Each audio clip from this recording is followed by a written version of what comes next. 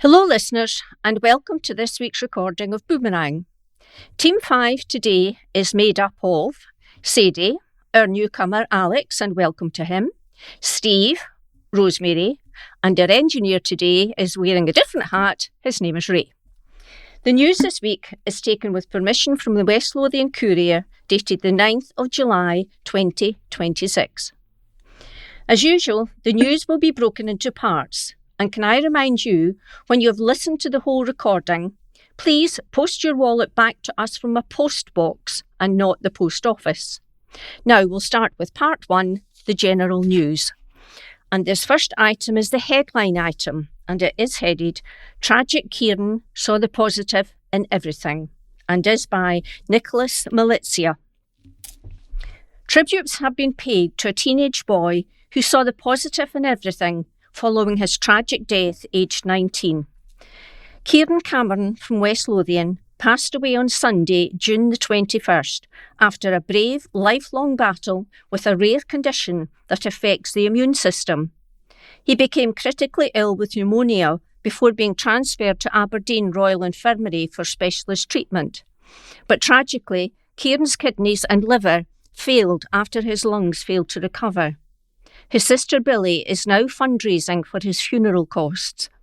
Speaking to her sister title, Edinburgh Live, Billy, 22, said, "During his admission, we were told by medical staff he was the sickest person in Scotland at that time. None of the doctors had worked with someone with his condition before. It's a really rare immune system deficiency." Kearan was placed on ECMO, an advanced life support machine used when the lungs are no longer able to provide enough oxygen to the body on their own. Although the intervention helped oxygenate his blood, his body continued to face overwhelming complications. His blood pressure became extremely unstable. His kidneys began to fail and he required dialysis treatment. Kearan's liver also started to show signs of failure. She added, "He fought incredibly hard throughout his illness, but sadly, he passed away despite every effort being made. Myself and my partner were by his bedside for his final days, and he sadly passed only minutes after we left the room. We were about to go for our taxi to our coach when we got the phone call to say he'd passed. It was really sudden." Meanwhile, Billy remembered Kearan as being a supportive brother. She said, "He was always really funny, really positive, very easy to be around. He saw the positive in everything. You could always rely on him to bring your mood up. He was a very supportive brother. He loved walking his dogs and used to take her out on really long walks. He loved spending time with his friends. He was always out doing something, spending the majority of his time with his friends and girlfriend." This article is headed MP urges support for RAC-affected homes and by Ross Thompson. Livingston's MP has urged Scotland's new Housing Secretary to make RAAC support an early priority. Gregor Poynton MP has written to Shirley Ann Somerville MSP calling on her to make support for families affected by reinforced autoclaved aerated concrete, RAAC, one of her first priorities in office. The Livingston MP has congratulated the new Housing Secretary on her appointment, while urging her to move quickly to address the uncertainty still facing homeowners and tenants affected by RAC across West Lothian. His letter follows renewed calls from campaigners, including Craigshill resident Kerry McIntosh, for the Scottish Government to meet with those affected and bring forward meaningful support for homeowners. Mr Poynton has also invited the Cabinet Secretary to visit Craigshill and meet with Almond Housing Association, affected tenants and homeowners to hear firsthand about the challenges facing local families and ensure a joined-up approach to finding solutions. Housing is a devolved responsibility of the Scottish Government. Mr. Poynton said, "I'd like to congratulate Shirley Ann Somerville on her appointment as Cabinet Minister for Housing, but from day one, she inherits one of the biggest unresolved issues facing families affected by RAC across Scotland. I've met residents in Craigshill and heard directly about the uncertainty, financial pressure and emotional toll this has placed on families.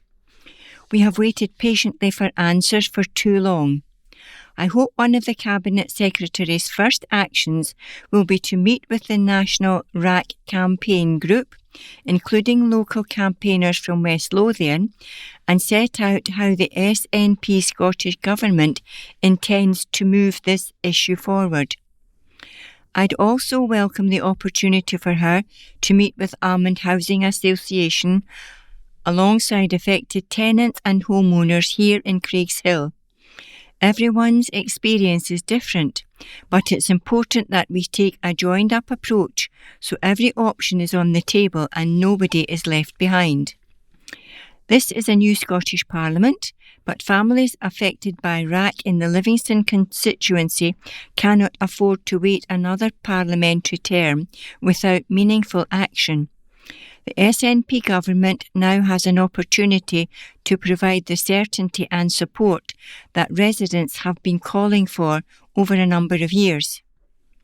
In his letter, Mr. Poynton said he hopes the appointment of the new Cabinet Secretary marks a fresh opportunity to move the issue forward and has urged her to work closely with campaigners, housing providers and elected representatives to deliver a fair outcome for everyone affected by RAC.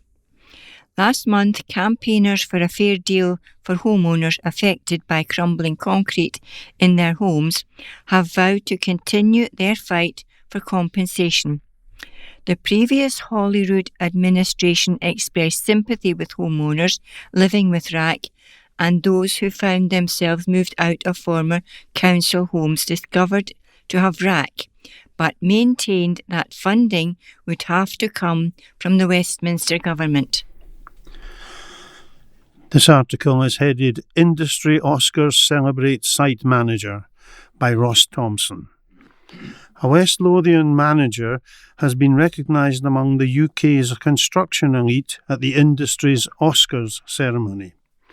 Ewan McLean, site manager at David Wilson Homes Marina Way Development in Winchborough, has been named among the UK's top house building professionals after winning a prestigious award at the National House Building Council NHBC Pride in the Job Awards, often deemed the Oscars of the house building industry. Ewan, who has worked with David Wilson Homes for 23 years and oversaw the construction at David Wilson Homes Marina Way Development, is among a select group of site managers nationwide to receive the accolade following a rigorous judging process involving thousands of inspections.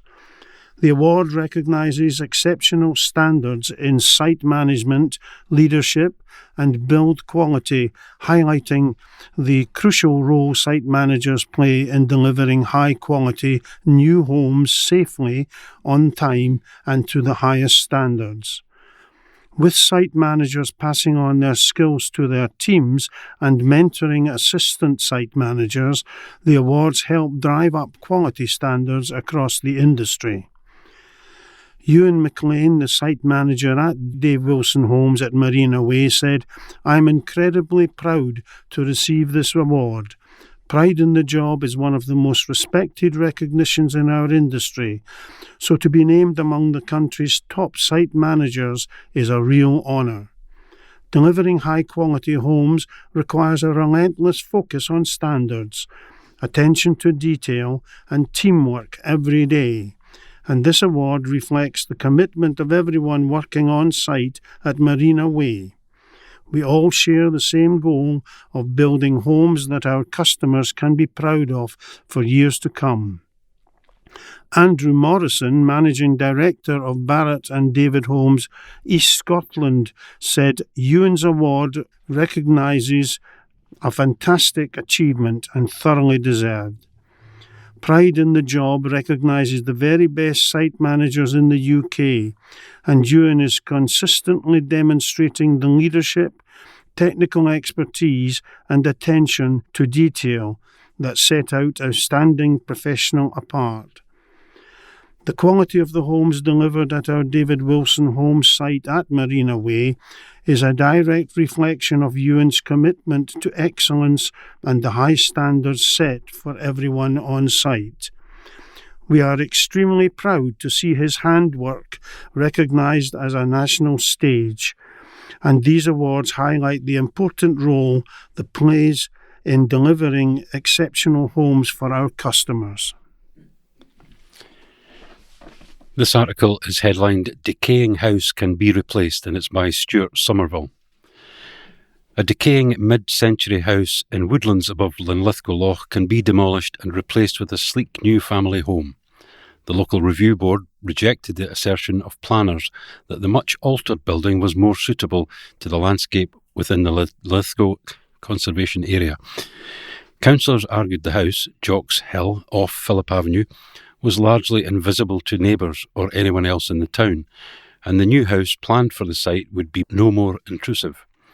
Roxburgh McEwen architects, agents for the applicants Kate Marelich and Rory Hunter, responded to a planner's assessment. They said the council's assessment is contradictory, describing the existing house as both modest in scale and recessive in colour, and simultaneously highly visible from Linlithgow Palace. Both of these statements cannot be correct. In reality, the building is largely shielded and does not dominate views, meaning the claim of high visibility mischaracterises its presence within the wider landscape. The council had also stated the existing arts and crafts style of dwelling is suited to the landscape grounds reflecting the spirit of the place. The existing house is highly visible from Linlithgow Palace.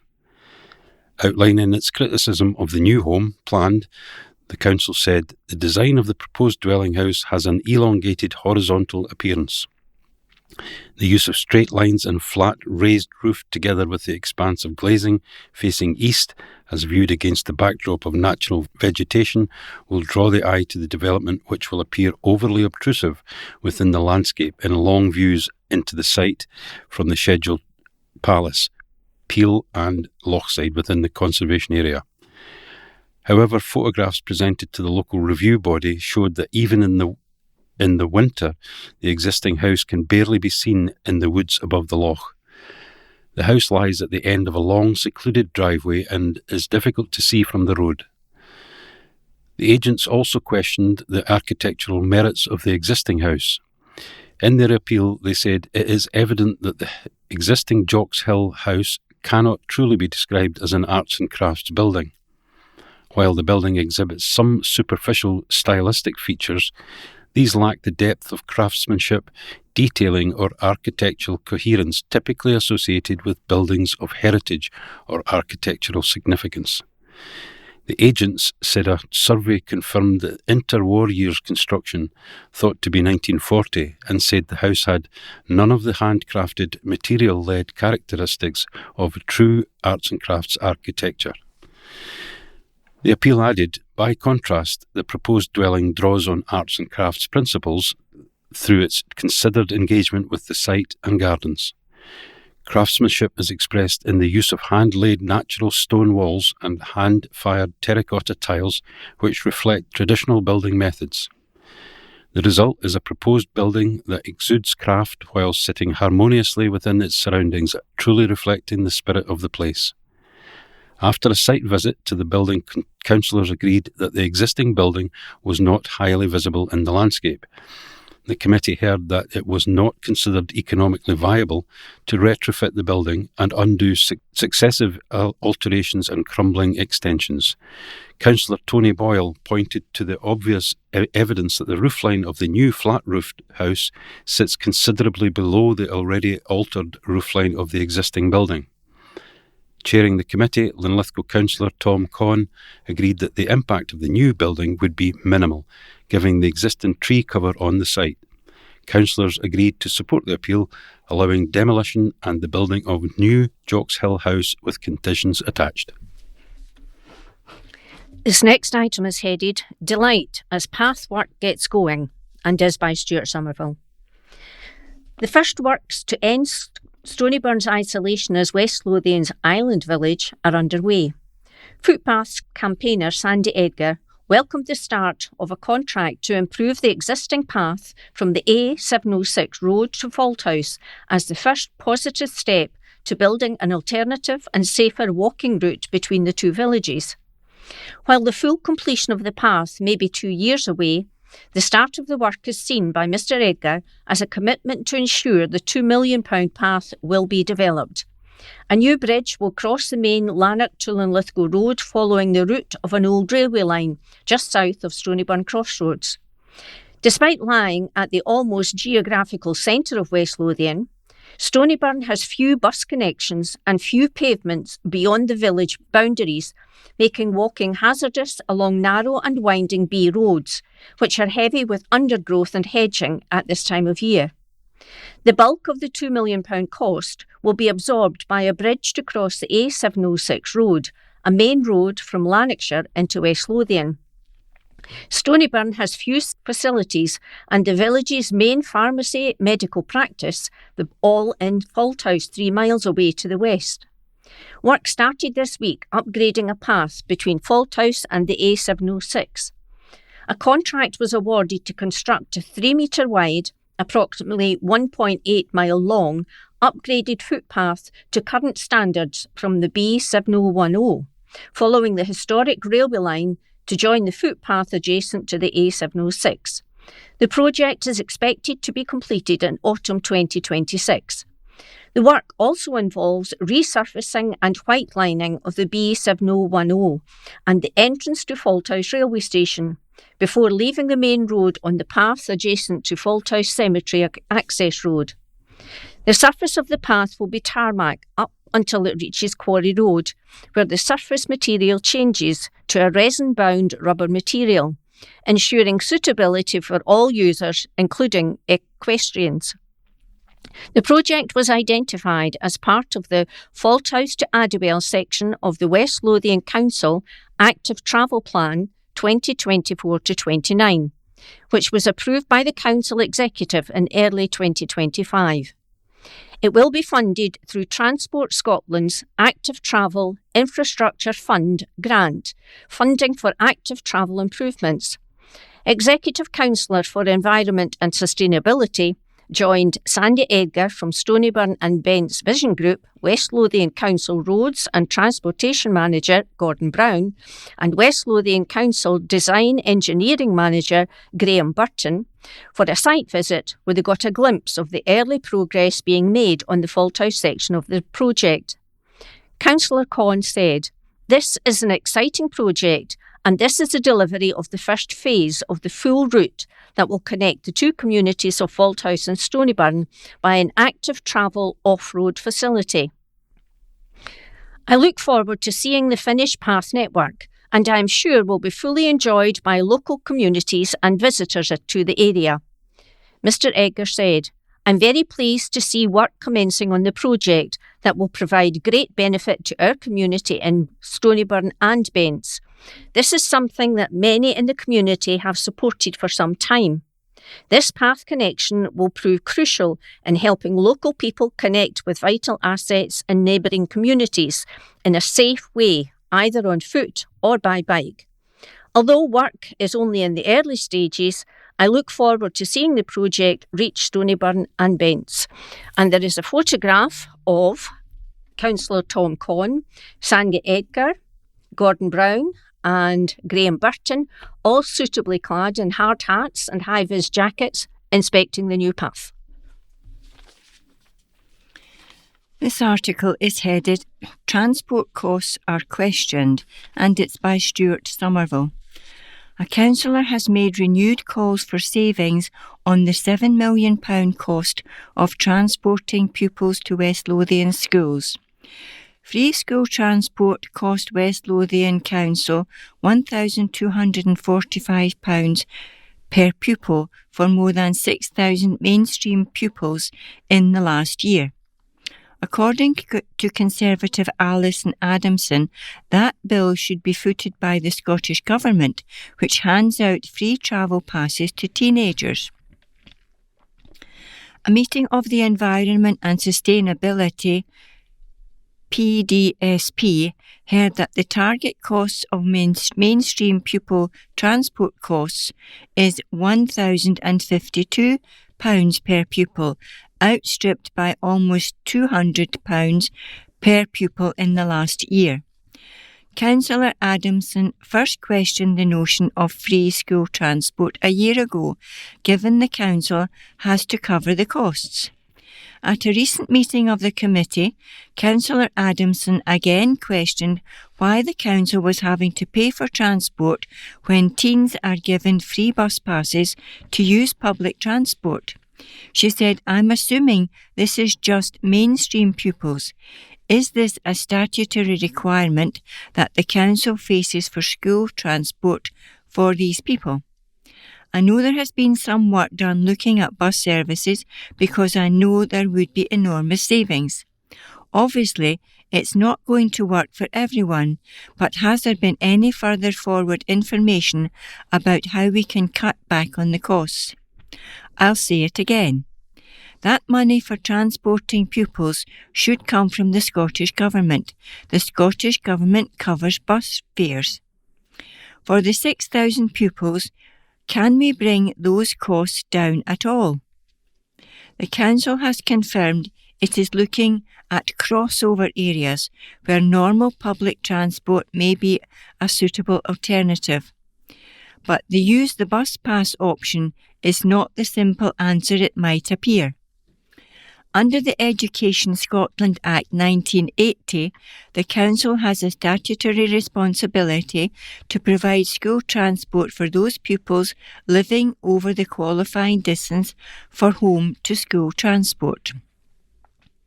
Section 2, Part 4 of the Act clarifies that the statutory walking distance is 2 miles for any pupil under the age of 8 and 3 miles for any pupil when attending their catchment school.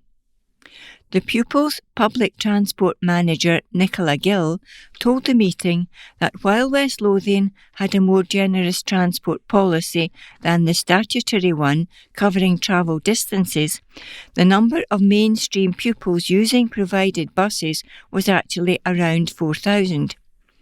She said a recent survey of local authorities showed that West Lothian's costs were around the national average. Ms Gill added, "We are going to do a review of sustainable transport costs. I know there has been some work done. There would be some savings, but I would have to say they won't be enormous. It is very much something we are keen to look at and review. We will have a paper coming to the committee later this year." A council spokesman told the Local Democracy Reporting Service previously, "Although commercial bus routes may exist, they may not provide sufficient connection to meet the council's statutory obligations for school transport. West Lothian has a generous home to school policy, which provides transport for secondary pupils living 2 or more miles from their catchment school and 1.5 miles for primary pupils." And that brings us to the end of Part 1. Welcome back to Part 2. We'll start with the family announcements and then continue with the general news.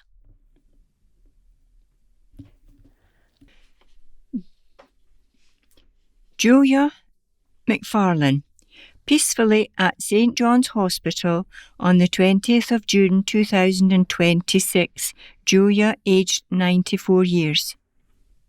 A loving sister, cousin and aunt. Funeral service took place at West Lothian Crematorium on Friday the 10th of July. Donations in Julia's memory to the Guide Dogs for the Blind may be given at the service. Sloane Moira Armadale, suddenly at home on the 26th of June 2026, Moira aged 82 years, beloved wife of the late Billy Sloane, mum of William, Linda and Marie. much loved gran of Emily, Matthew, Max and Astrid, beloved mother-in-law of Mark, Alana and Ian. Rest in peace. This article is headed Board Want to Discuss Care Crisis with MSP by Stuart Somerville.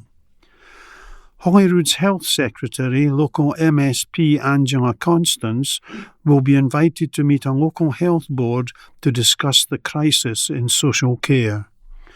West Lothian's Integration Joint Board needed an extra £2 million from the Council and the NHS to set its budget this year and used up the last of its cash reserves. John Innes, the chair of the board, told this month's meeting that a national study by the Accounts Commission mirrored West Lothian's financial crisis, and these challenges should be underscored to MSPs. A report by Chief Financial Officer Hamish Henderson said the operational budget was once again overspent. A break-even position was only achieved by drawing down £2.4 million from IJB reserves, and after additional one-off payments were made by both partners. IJB reserves reduced from £4 million to £2.4 million at the end of 2025-26. This reflects the fact that the IJB drew down £2.4 million from uncommitted reserves to achieve a break-even position. With no reserves, the IJB cannot absorb in-year shocks or emerging pressures without immediate savings or additional partner funding.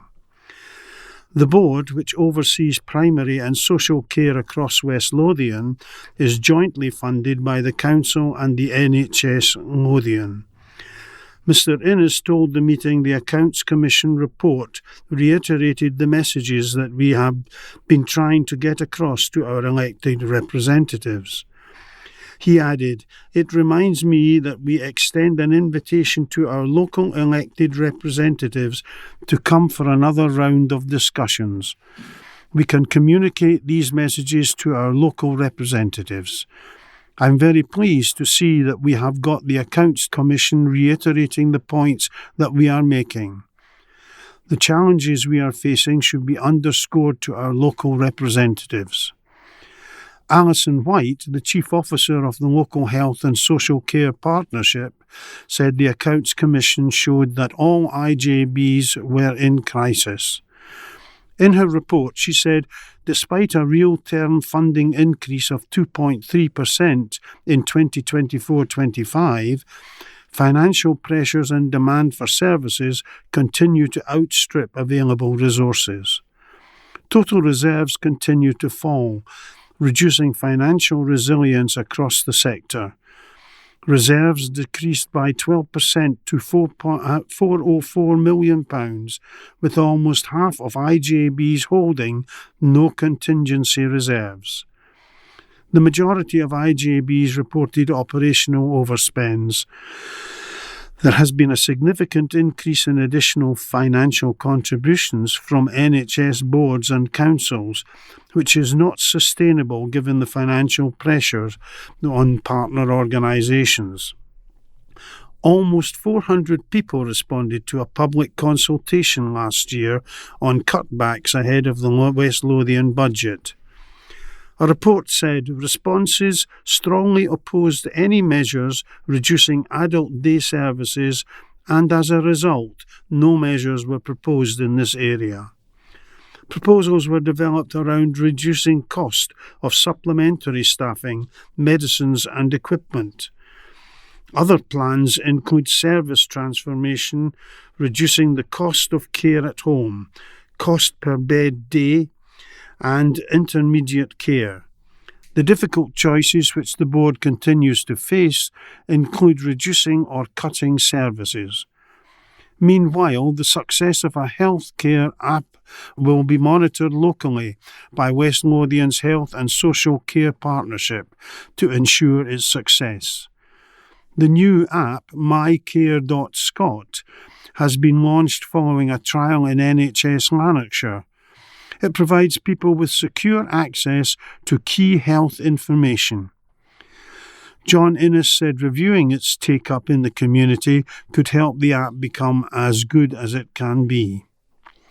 In her report to this month's meeting, Alison White said, "The Scottish Government has launched the MyCare Scot mobile app, providing people across Scotland with secure access to key health information, including medications, allergies, vaccination records, and local health and well-being services."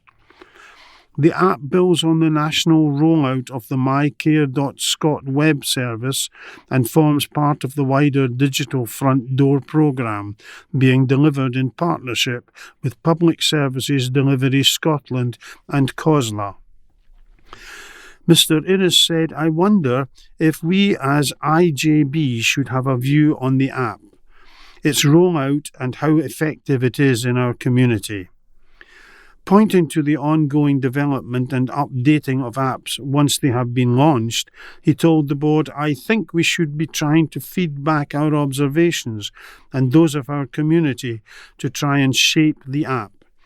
I think we should try to make sure that it is as useful as it can be. The first version of the free app will allow people to view their medications and allergies, check their vaccination history, and use the National Service Finder to find local health and well-being services." The next article is headed "MSP hails hard work of Citizens Advice Bureau staff after visit." MSP Jenny Young has praised the work of Citizens Advice Bureau West Lothian after recently visiting its office in Livingston. The Central Scotland and Lothians West MSP was keen to meet with the CAB team to learn more about the key services they provide in the local area.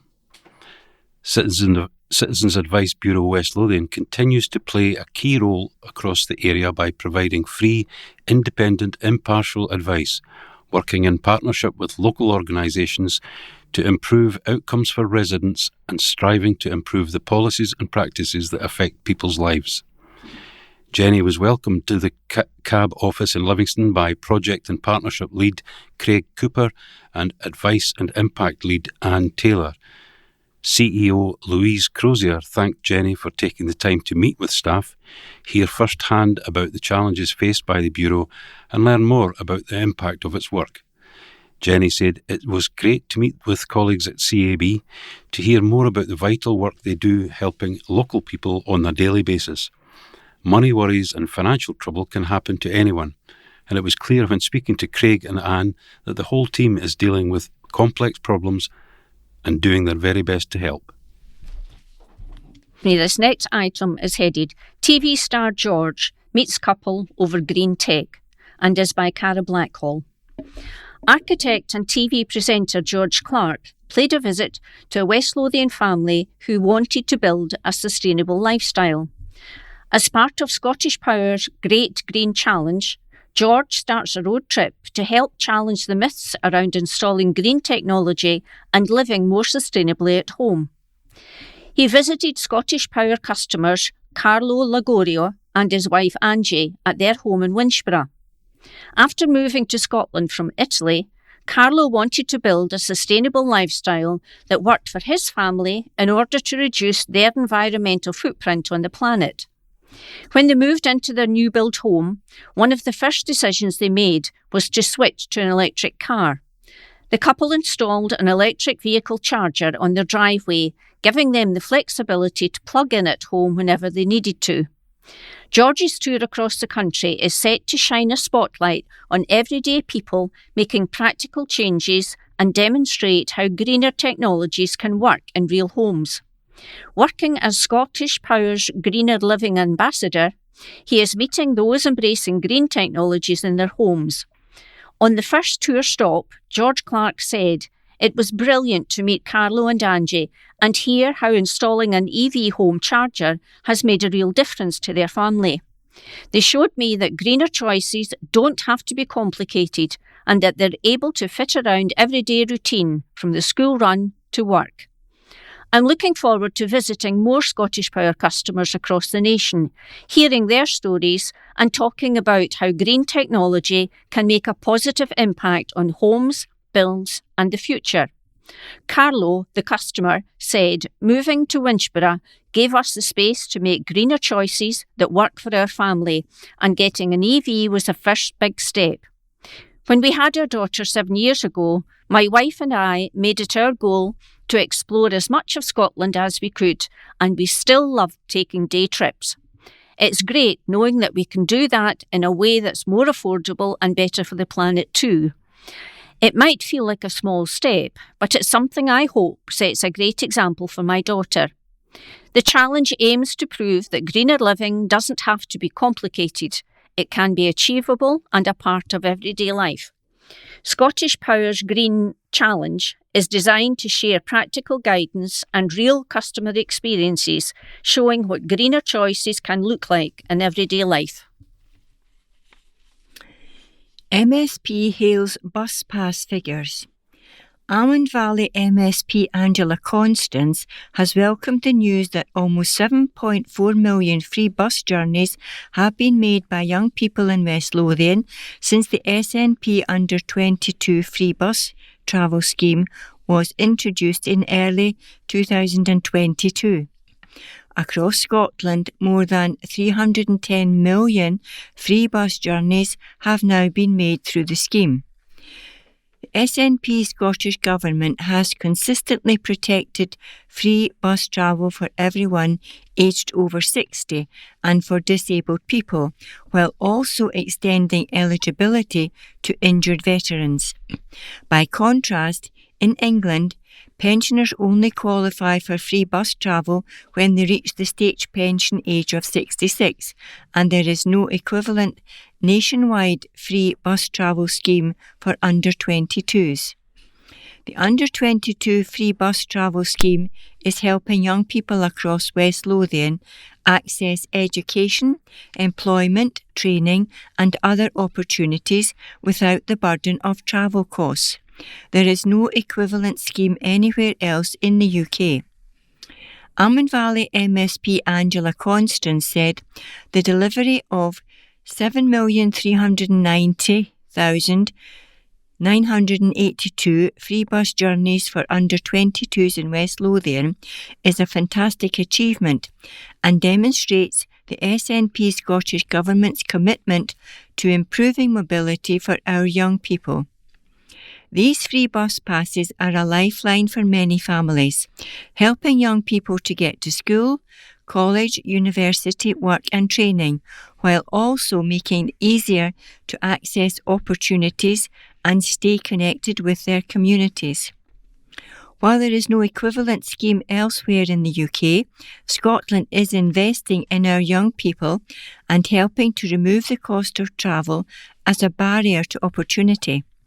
The SNP remains committed to supporting communities across Scotland, and it's important to celebrate the positive impact this policy is having on 7,390,982 journeys made by young people in West Lothian, contributing to more than 310 million free journeys across Scotland since the scheme began.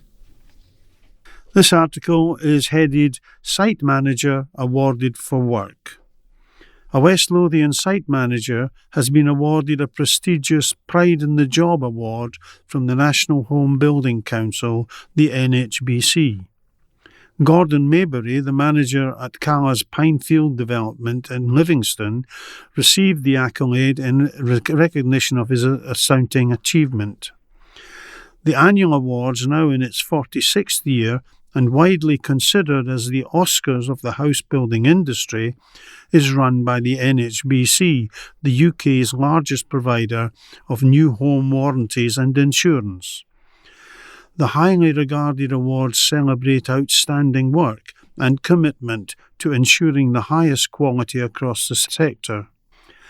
Judging is rigorous with assessments across 6 key areas: consistency, attention to detail, leadership, interpretation of drawings and specifications, technical expertise and health and safety. Thousands of inspections with meticulous scoring and detailed verifications have taken place to determine 449 winners from a field of approximately 7,500, representing the very best UK site managers. Gordon will now both go on to the Seal of Excellence stage of the awards, with regional winners then eligible to scoop the National Supreme Award title later this year.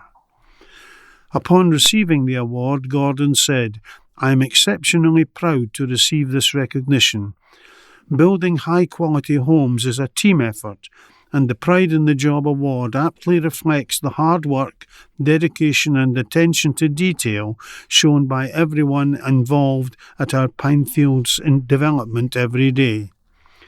Craig Lyons, Managing Director at Calla Homes East, added, "Congratulations to Gordon in this year's Pride in the Job Quality Awards.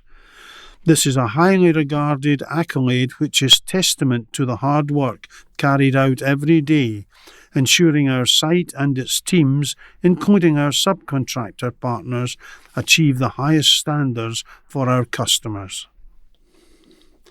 This article is headlined Pupils Part of National Celebration, and it's by Ross Thompson. Pupils from the James Young High School in Livingston joined more than 1,100 young people, educators, charities and third sector leaders at Perth Concert Hall for the YPI National Event 2026, Scotland's largest celebration of youth philanthropy. The YPI National Event 2026, held at Perth Concert Hall, brought together more than 1,100 young people, educators, third sector leaders, charities and funding partners.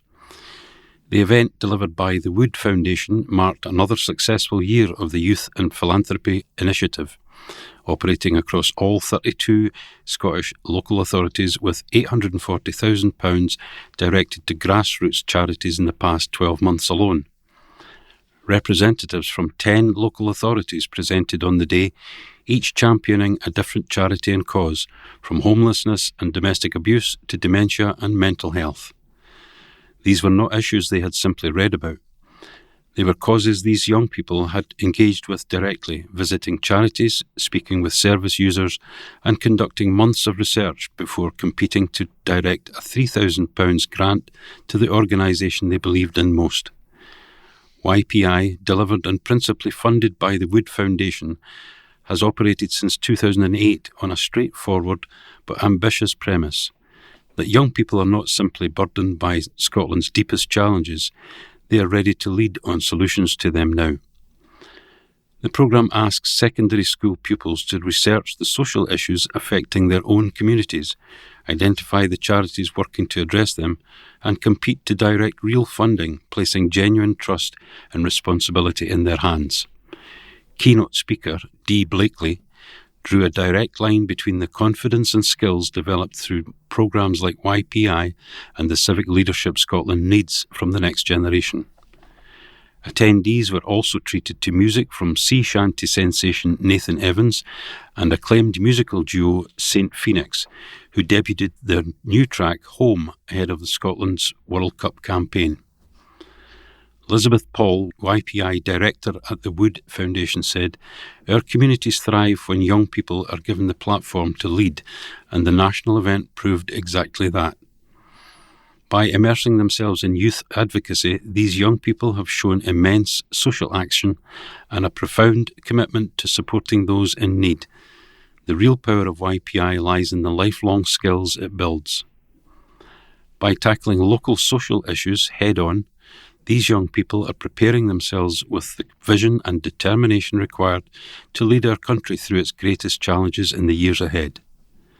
Sarah Chu, CEO at the Wood Foundation, added, "At a pivotal time when stimulating good advocacy in our young people is vital, YPI offers a new model. One that starts in the classroom, reaches into communities and asks young people not what they think about Scotland's problems, but what they intend to do about them. When given the platform and the support, they are more than ready to answer." Since launching in Scotland in 2008, YPI has seen more than 430,000 young people across all 32 local authorities take responsibility for directing a cumulative £9.3 million to grassroots charities. Many have gone on to carry that civic responsibility into their adult lives as volunteers, advocates, donors and community leaders. And there's a photograph with a lot of the students from James Young High with the YPI event in Perth. This next item is headed, Hazel gets top job at West Lothian College, and is by Ross Thompson. West Lothian College has appointed its new principal. Hazel Brady, who was currently the Vice Principal of Learning and Attainment, took on the role as Interim Principal from December 2025 and has now been appointed as Principal. Hazel has held numerous roles since joining the college as a business lecturer in 2006. She moved from Faculty Director for Business, Creative and Enterprise to Vice Principal of Learning and Attainment in June 2024. Prior to her time at the college, she held roles at Scottish Television and BBC Scotland. Hazel said, "I'm absolutely delighted to be appointed Principal of West Lothian College. It gives me great pride to lead such a dynamic, inclusive and ambitious organisation into its next chapter. Having spent much of my career here, I am proud of the strong culture we have built, one that places students at the centre, values every voice, and is grounded in respect, collaboration and continuous improvement. I believe education is a powerful force for change, and it's a privilege to lead the college as we continue this important work together. I'm committed to ensuring every student is supported to succeed, while strengthening the high-quality learning, teaching and support that define our college. I look forward to working alongside our dedicated staff, students and stakeholders as we continue to innovate and deliver education that makes a real difference to West Lothian and beyond." Sue Cook, Chair of West Lothian College, added, "Following a robust and highly competitive recruitment process, we are very pleased to appoint Hazel Brady as Principal and CEO. Hazel has a deep understanding of our values along with a clear vision for the future of our college. The board is confident that Hazel will build on the college's many achievements and continue to lead West Lothian College with ambition, integrity and a focus on delivering the very best outcomes." Welcome back to part 3, which includes the quiz. Remember to listen at the start of part 4 for the answers to the quiz. Right, brains engaged. Let's see how we do. Number 1. Which English group released the album Be Here Now in 1997? A. Oasis, B. Take That, C. Blur. Number 2. In the abbreviation MRSA, what does the R stand for? A. Resistance, B. Rash, C. Routine. Number 3. In transport, which motorway runs from Liverpool to Hull? A. M42, B. M62, C. M2. Number 4. How many interlocking rings are there on the symbol of the Olympic Games? A. 3, B. 4, C. 5. Number 5. What was the name of Kim Marsh's character in Coronation Street? A. Sally Webster, B. Michelle Connor, C. Tracy Barlow. Number 6. Halley's Comet revolves around the Sun in a period of approximately how many years? A. 36, B. 56, C. 76. Number 7. In which event did Daley Thompson win 2 gold medals at the Olympic Games? A. Decathlon, B. Rowing, C. Boxing. Number 8. Who was the last born of the 4 US presidents on the Mount Rushmore National Memorial? A. Abraham Lincoln, B. Theodore Roosevelt, C. Thomas Jefferson. Number 9. Masuria, that's spelled Masuria, is a region of which European country? A. Albania, B. Poland, C. Portugal. And number 10. What was the surname of Peter Howitt's character in the BBC sitcom Bread? A. Fowler, B. Boswell, C. Kennedy. And for a wee extra challenge, let's have a look at these words. They may sound familiar, but do you know what they mean? The first word is hastate, H-A-S-T-A-T-E. Does it mean A. spear-shaped, B. in need of urgency, or C. troubled? And the second word, atoll, A-T-O-L-L. Is it A. a small particle of matter, B. a coral island, or C. gaseous envelope that surrounds the Earth? Good luck with that one. And now we continue with the general news. Show homes released by House Builder to Buy by Ross Thompson. Bellway has released 2 inspiring design-led show homes for sale at Winchborough Grange in West Lothian. The character-filled homes offer the perfect opportunity to step into a ready-made designer property featuring the latest smart interior trends created by leading UK interior designers Graham Fuller Design. Each home comes complete with contemporary furniture, soft furnishings, floorings, wall coverings and accessories, all within the price. The Kinloch Show Home is a stylish 3-bedroom property. Capturing the monochrome trend, the lounge features pops of colour, geometric patterns, dramatic lighting and luxury sofas, creating a statement room. The ground floor continues with a coordinating dining and kitchen area with stylish black furniture and shaker-inspired cabinets, along with a cloakroom and practical storage. A pared-back monochrome theme continues upstairs within the 2 main bedrooms, alongside a playful children's animal-themed bedroom. Also, the 3-bedroomed property, the Erin Vale, is a popular choice amongst new families. Featuring shades of grey to capture different moods, the lounge includes stylish sofas, natural wood and focal lighting, creating a relaxed and welcoming environment. The colour palette extends to the dining area, complete with French doors leading to the garden and an open-plan kitchen with high-gloss cabinets and wood effect flooring and a cloakroom. The master bedroom is complete with an ensuite fitted wardrobe and Juliet balcony. Equally as luxe is the second bedroom, which features a dramatic headboard, and children are set for lots of fun and adventure in the teddy bear themed bedroom. The Erin Vale is priced at £359,995. Lynn Pringle, Sales Director, Bellway Homes Scotland East, said, "This is a rare chance for 2 lucky homeowners to snap up a designer-led property, and all you need to do is step through the front door and relax. It's as stress-free as you get, with everything you need already in its rightful place. It's 10 years since we first started building in Winchborough, and it's terrific to see how the community has grown.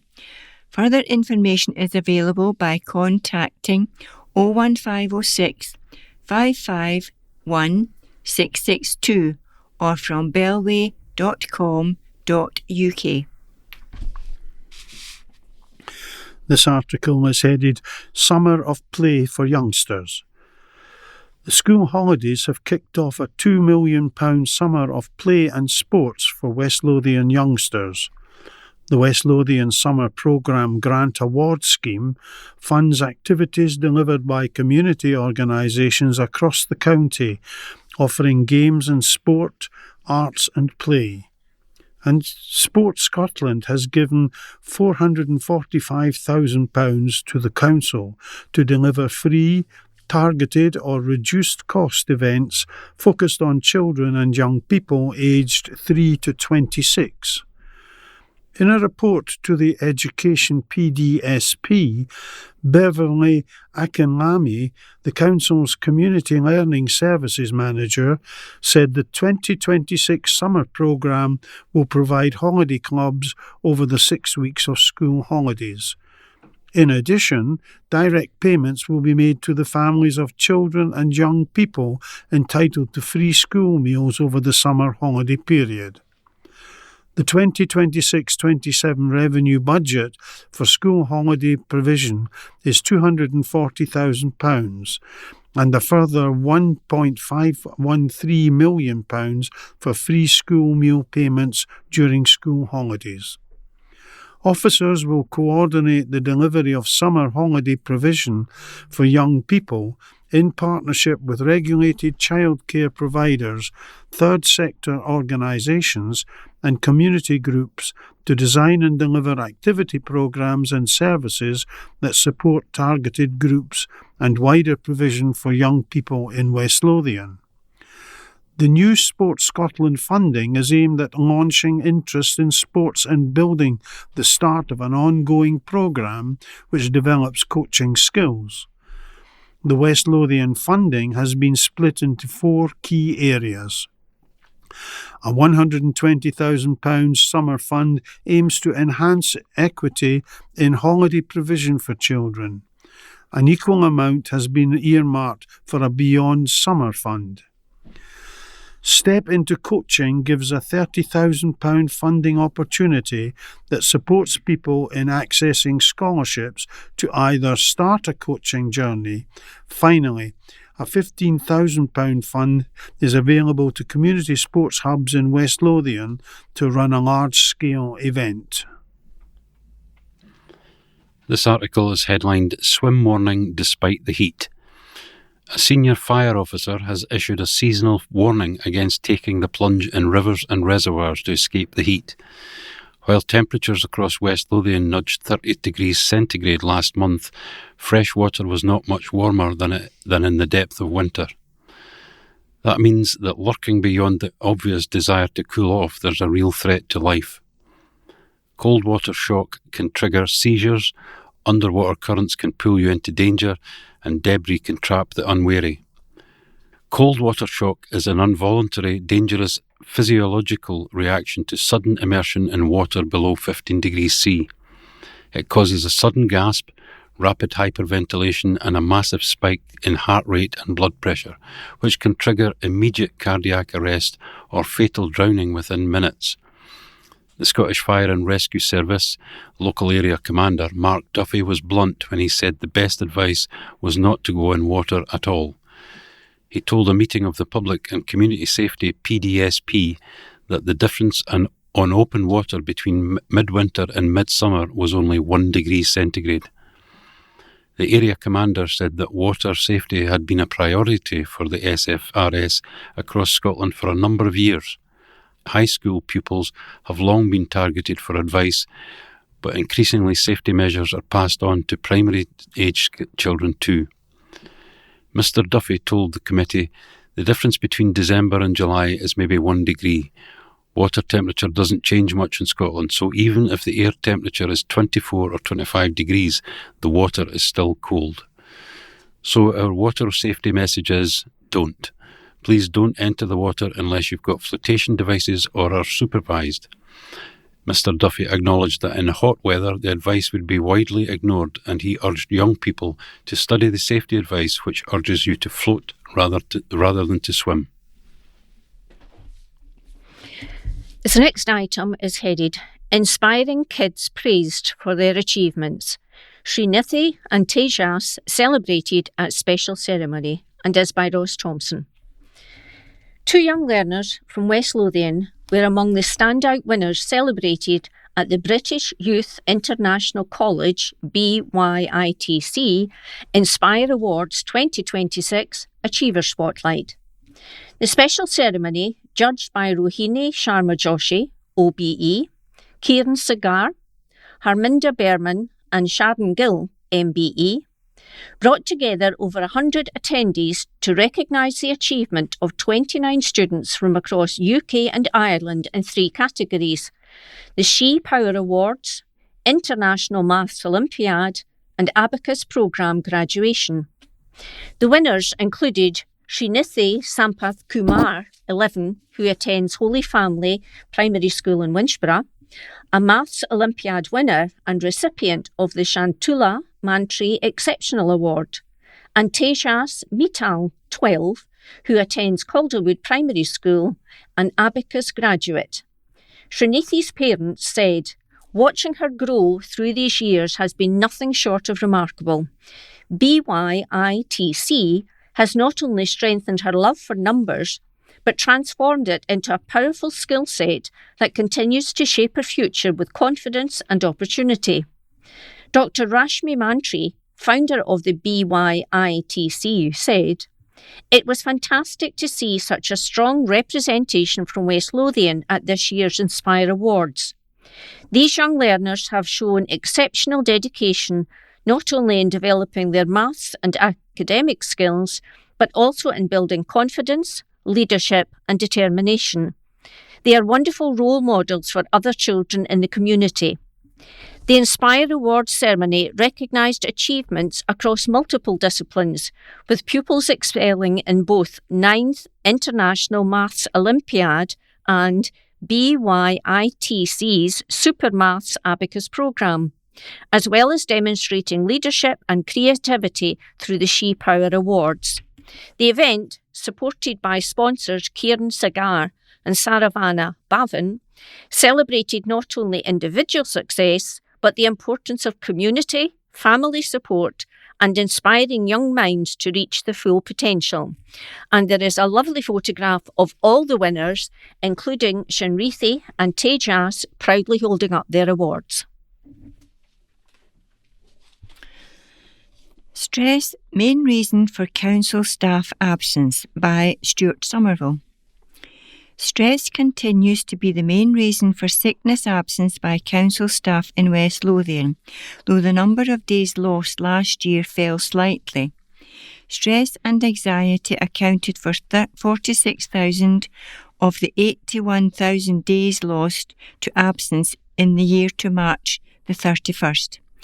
Councillors heard that the bulk of calls to a new counselling service related to mental health issues. Of the days lost due to sickness absence, a significant proportion of the absences are attributed to long-term absence, which is defined in the policy as a period of continuous absence in excess of 4 weeks. Education and operational services saw the greatest number of days lost. Of the total number, 46,919 days lost in education services, 32,482, 69% of those days were due to long-term absence and were accounted for by 510 employees. Of the total number of 37,593 days lost in operational services, 30,892, 81% of those days were due to long-term absence and were accounted for by 458 employees. A report to the Corporate Policy and Resources, PDSP, said the figures reflected a national picture. Claire Wallace, HR Services Manager, said this remained reflective of the wider picture in the UK, with mental ill health reported to be the top cause of long-term absence in the context of ongoing increases in sickness absence across sectors. Mental and behavioural reasons accounted for around 32% of the number of long-term absences, and staff days lost in the last year, with 46,004 lost. This figure is far ahead of other categories, including musculoskeletal, 15,236, infectious, 10,408, and accidents, incidents and poisoning, 9,526. Further breakdown shows that in the mental and behavioural category, personal stress was the main cause of absence, with 21,515 days lost. The next highest was work-related stress, 7,095. Anxiety, 5,970, and work and personal stress, 4,374. Delivering the report, Leslie Henderson, the head of corporate services, told councillors, absence rates for the council in 25-26 have seen a slight decrease in comparison to 24-25. Stress continues to be the highest contributor to levels of sickness absence across the council, and action continues to focus on support for services reporting high levels of stress-related absence, with guidance on identifying early signs of stress and how to develop an action plan to effectively address those. The report outlined the response to a new assistance programme. Since the 1st of December 2025, a new telephone-based counselling service has been in operation, provided by Health Assured. Between the 1st of January 2026 until the 1st of March 2026, there were 133 calls to the service. Of those, 11 were referred for face-to-face counselling services, 7 for video conferencing counselling, and 1 for online CBT, and 1 for Right Steps Therapy, an online self-help tool.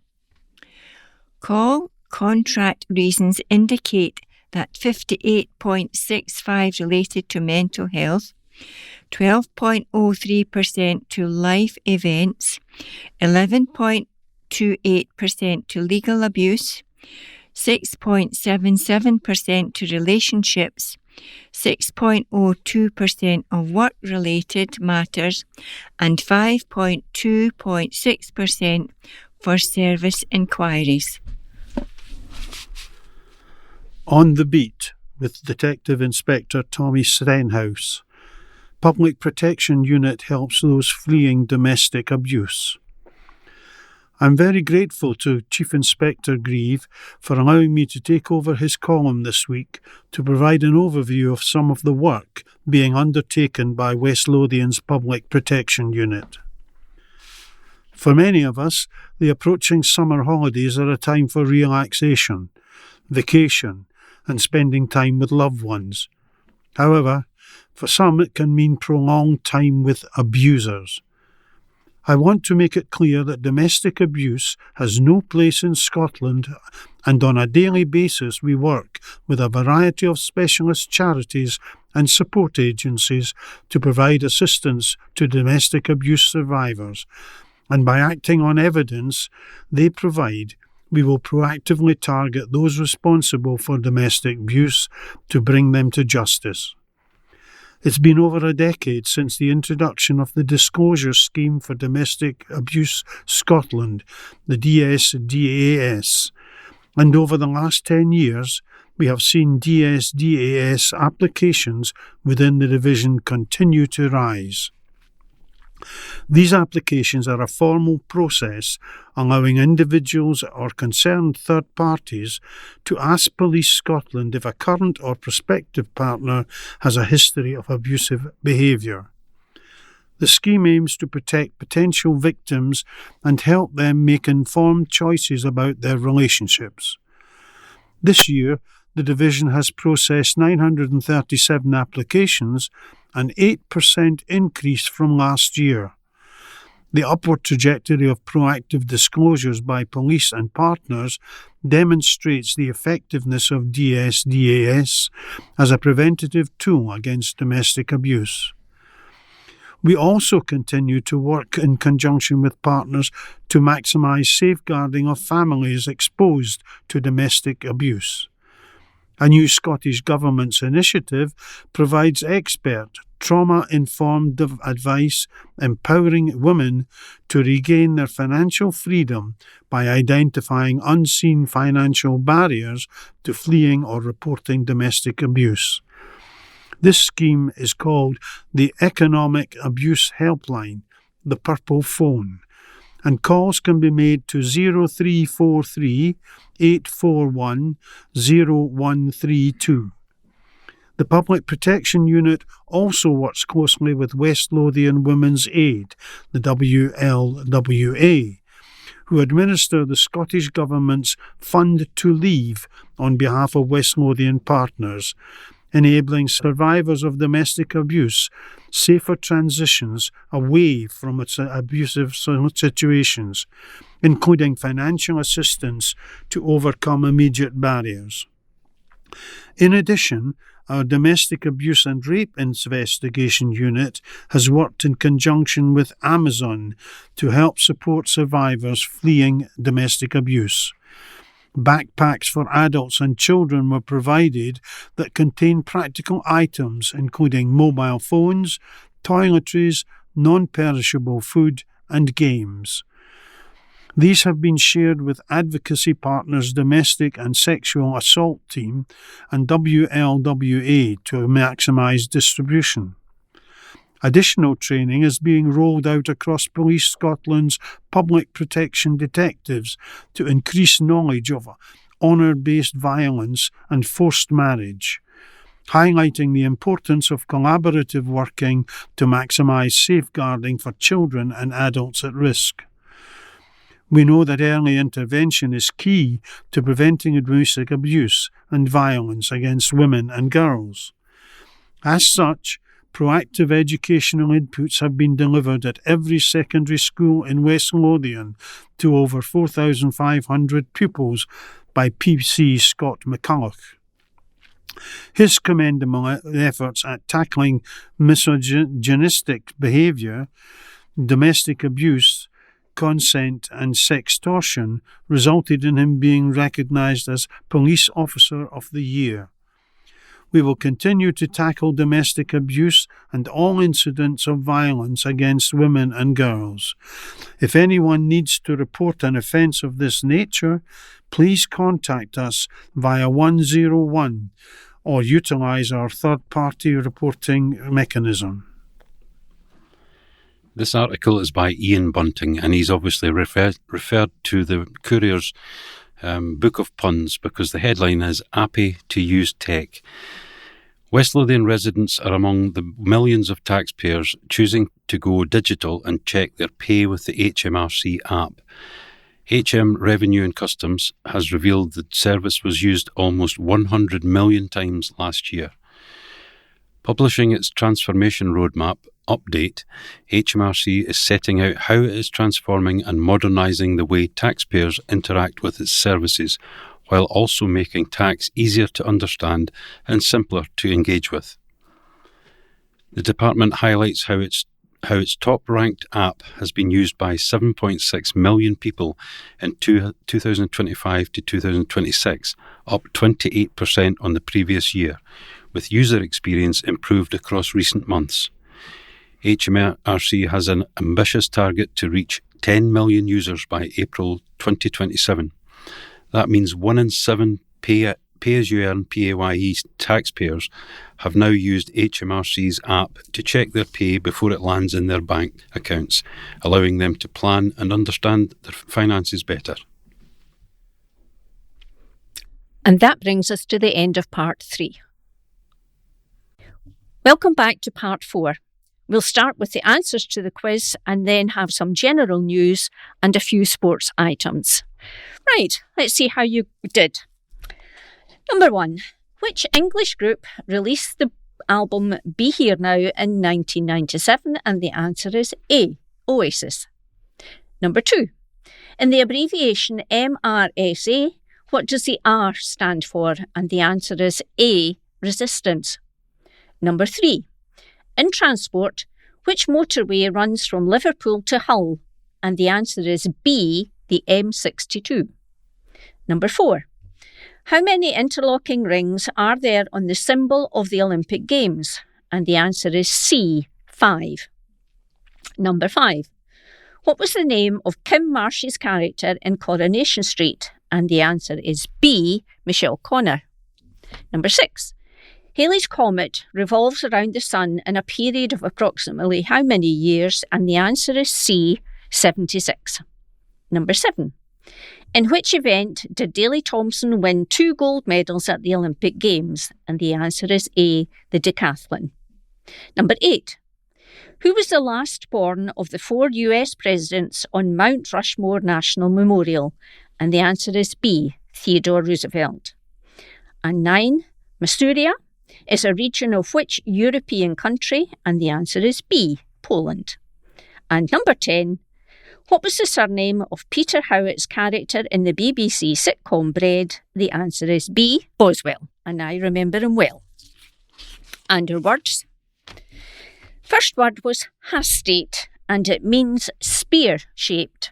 And the second word was atoll, and the answer is a coral island. And your challenge?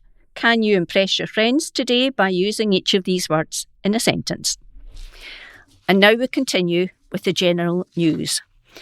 And this item is headed, Girl 12 told she had COVID but had cancer, and is it by Lee Dalgetty. A West Lothian mum who pushed to be heard after her daughter turned ill has spoken of her shock when doctors finally gave them a diagnosis. Cheryl Robertson and husband Stephen took their daughter Sophie, who was 12 at the time, to several appointments back in November. The family who live in East Calder were told it was maybe COVID or an ear infection and sent home. However, Cheryl knew something else was amiss after 3 weeks passed and Sophie's symptoms were getting worse.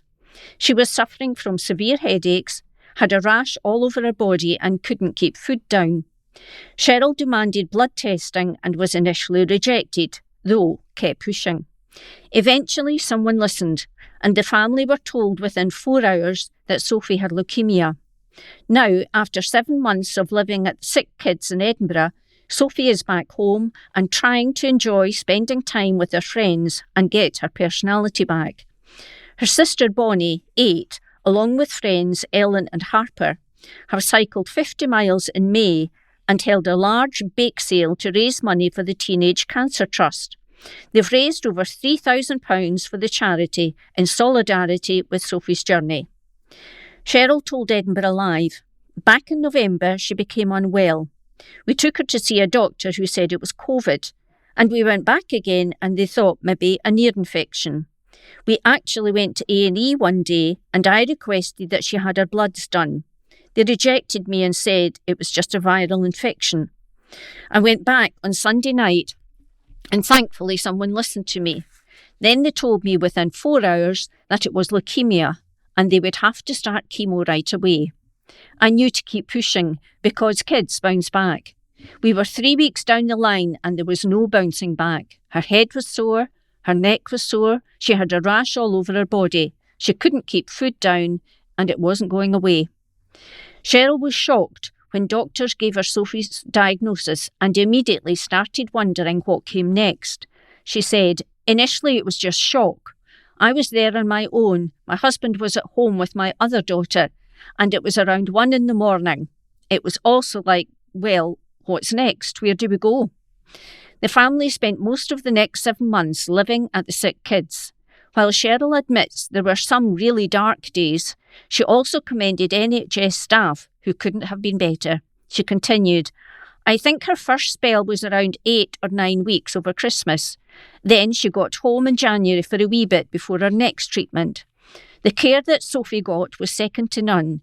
We couldn't have asked for more. Connor, the youth worker at the Teenage Cancer Trust unit in Edinburgh, was great at making sure Sophie always had something to do whilst going through treatment. The snug and dedicated rooms for teens on the unit really made a huge difference to our family while we were there. At first, Sophie panicked, like all of us, but after that she was better than any of us. We'd be crying And she'd be like, "What are you crying for? This is just part of the process and we need to get through it." I also want to touch on how much of a roller coaster it was. As much as Sophie was high-spirited throughout it all, there were some really dark days, one where she bled so badly for 4 hours that they had to bring a team from St John's Hospital to stop it. The type of blood cancer she has, AML, acute myeloid leukemia, is really aggressive, so she wasn't allowed to do anything for the last 7 months. So they told us when we initially went in that we wouldn't even get home at all within that time. Now Sophie is back living at home and will be back to school after the summer holidays. Cheryl added, "She got to ring the bell a few weeks ago after 7 months of being in hospital, but she won't be back in school full-time until around Christmas. It will take a while for her body to be able to put up with it all every day. In the meantime, she's just trying to enjoy going out with her friends again and get a bit of her personality back. There's not as many bugs at this time of year, and she's back dancing, which is a huge thing for her." Bonnie, Ellen and Harper's fundraiser on Just Giving reads, 8-year-olds Bonnie, Ellen, Harper and friends are hitting the pavements to raise money for a great cause. They have committed to cycling 50 miles before the end of May 2026 and to show solidarity for Bonnie's sister as she undergoes cancer treatment and to fundraise for Teenage Cancer Trust.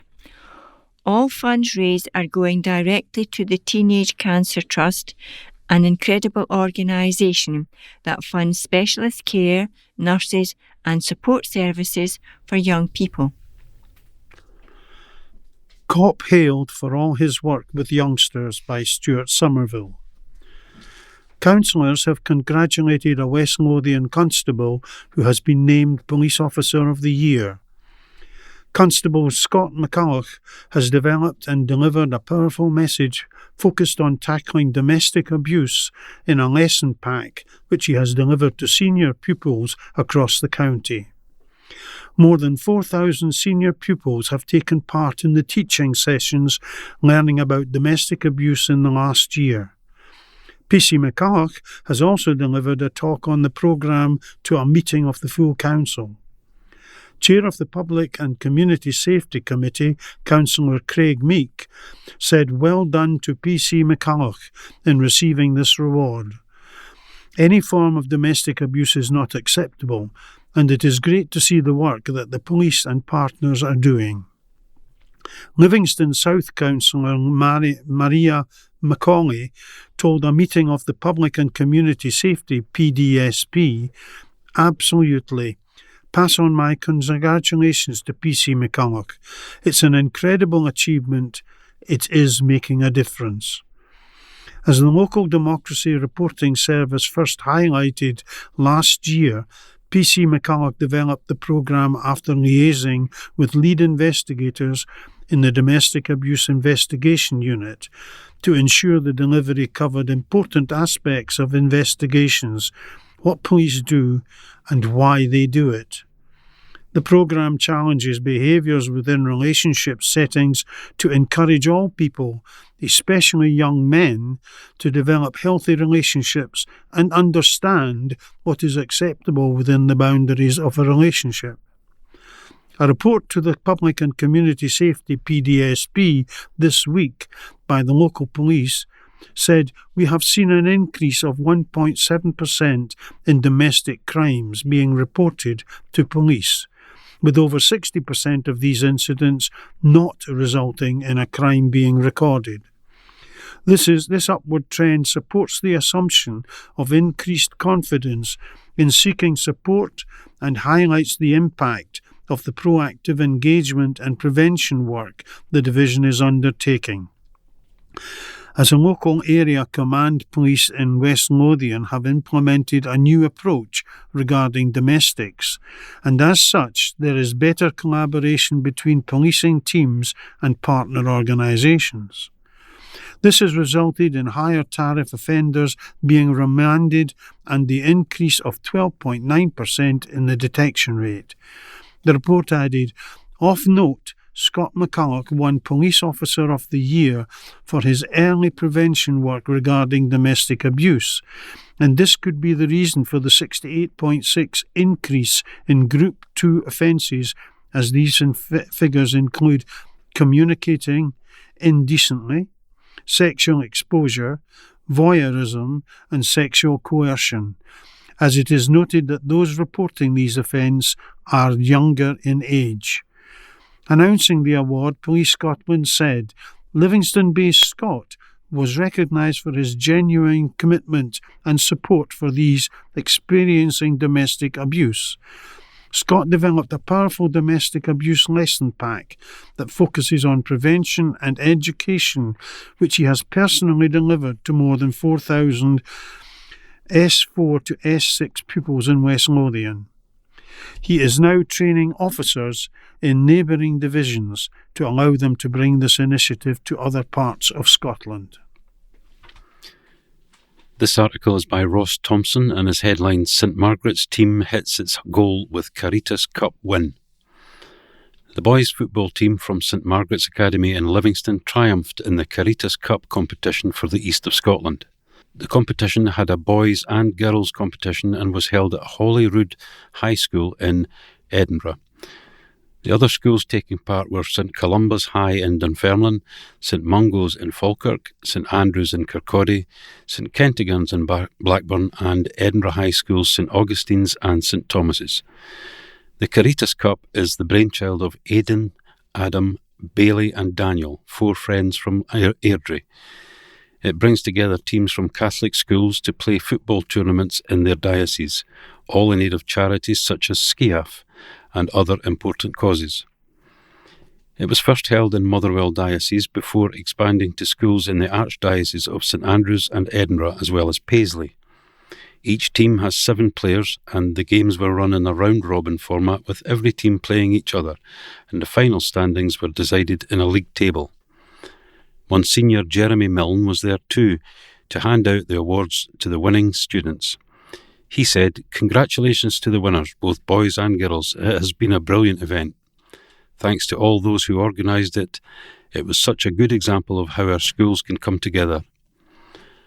The competition was attended by Michael Hamilton from Skiaf, the Scottish Catholic International Aid Fund.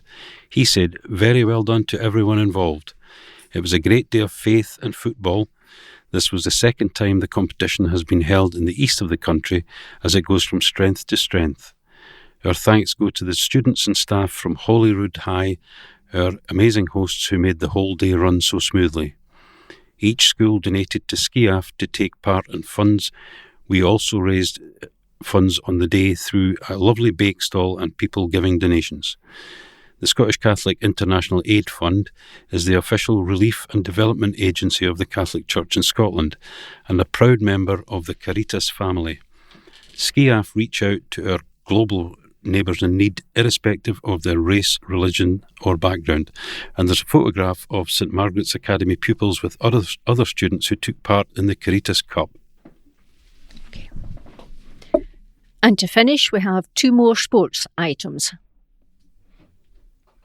This one is about Livingston Football Club. Dan is remand for Livingston, by Paul Thompson.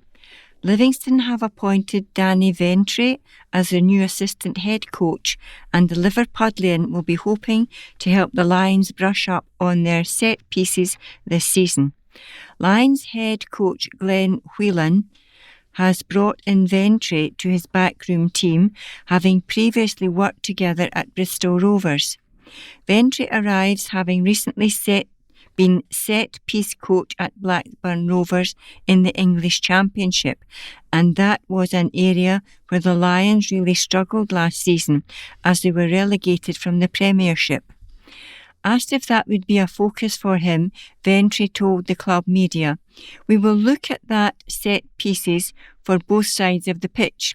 Hopefully we can be a lot more positive from last season and be successful at it. I bring standards. I can be light and bubbly, but I will give honest feedback, and as long as you can take that on board, I'm sure we will be successful. I don't know the level. Scotland is new to me, but it is something I want to embrace and enjoy. It has been brilliant so far.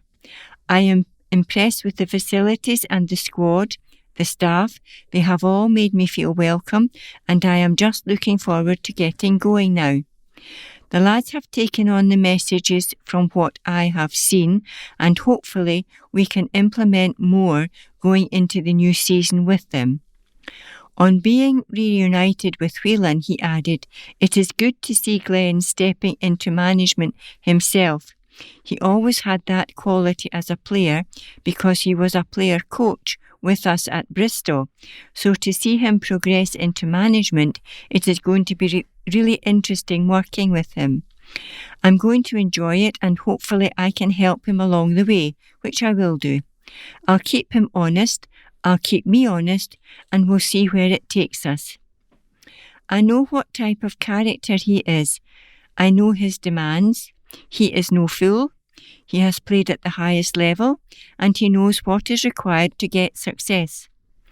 As long as he can pass that on to the players and staff to create that good culture, I'm sure we will have a positive season. The Lions play their first competitive game of the Whelan era on Tuesday night when they kick off their Premier Sports Cup group campaign away to Highland League side Brecon City. Before that, the club have a big event on Friday night with Almond Vale hosting Scott Pittman's testimonial match against Hearts. The match celebrating the Lions legend is a 7:45 kick-off, and tickets are still on sale via the club website and social media. And this is an article about cricket. It's headed, Second String Sore as First Team Falter. Livingston Cricket Club's second 11 produced an outstanding all-round performance to secure a convincing 9-wicket victory over Murrayfield's DAFS at a windy and overcast Dresselrig. After winning the toss, Captain Khalid elected to bowl first, a decision that quickly paid dividends despite DAFS making a positive start. The visitors found the boundary regularly in the opening overs before Ali Bukhari made the breakthrough, claiming 2 wickets in a superb spell that shifted the momentum in Livingston's favour. The introduction of spin provided defence decisive as Fahad Ahmed and Sachin Vijayensingh tore through the middle order with excellent off-spin bowling. Both bowlers maintained relentless accuracy, making scoring increasingly difficult and picking up wickets at regular intervals. Sachin finished with impressive figures of 3 for 15 from his 8 overs, while Fahad claimed 3 for 24 from his full allocation. Murrayfield DAFS were eventually bowled out for 121 from the final ball of their innings. In reply, Livingston's opening pair laid light work of the chase. Ahmed Bilal took the attack to the DAFS bowlers from the outset, playing an aggressive and entertaining innings, while Fahad Ahmed provided the perfect foil with a composed knock at the other end. The hosts reached their target in just 16.4 overs, losing only 1 wicket. Fahad contributed a well-made 25, including 4 boundaries, before becoming the only batter dismissed. Bilal remained unbeaten on a magnificent 82, striking 5 towering sixes and 9 fours in a match-winning display. The comprehensive victory continues Livingston's second 11's strong run of form as they now turn their attention to this weekend's trip to Hawick and Wilton, where they will look to build on another dominant team performance. Meanwhile, the first team did not fare so well as they suffered a huge defeat against Murrayfield, losing by 132 runs at the Roseburn. Choosing to bat first, Murrayfield set a highly competitive target by pacing their 45 overs beautifully. They built solid partnerships at the top of the order, allowing their middle-order batsmen to accelerate later in the innings. Consistently rotating the strike and punishing loose deliveries, they concluded their innings at 224 for 5. Their highest scorer was the young Neil Verma, who also represents the Eastern Knights youth squad, who scored a 122 not out. The Livingston bowling attack struggled to find consistent breakthroughs on a surface that offered decent carry but rewarded disciplined batting. Ahmed was the pick of the bowling line-up, taking 3 for 16 in his 9 overs. In reply, Livingston's chase never gained any real momentum. The visitors lost wickets at regular intervals right from the start of the innings, and unable to build any substantial partnerships, Livingston was completely demolished for 92 runs. And there's a lovely photo here of top of the form Livy's second star, Ahmed Bilal, after his unbeaten 81 against Murrayfield. We've now come to the end of this week's recording, and we hope you have enjoyed it. Thank you to our engineer Ray for stepping in, and well done to Alex, our new reader. He's passed with flying colours. Until next time, enjoy the tennis, enjoy the football, enjoy the sun, stay safe and stay well.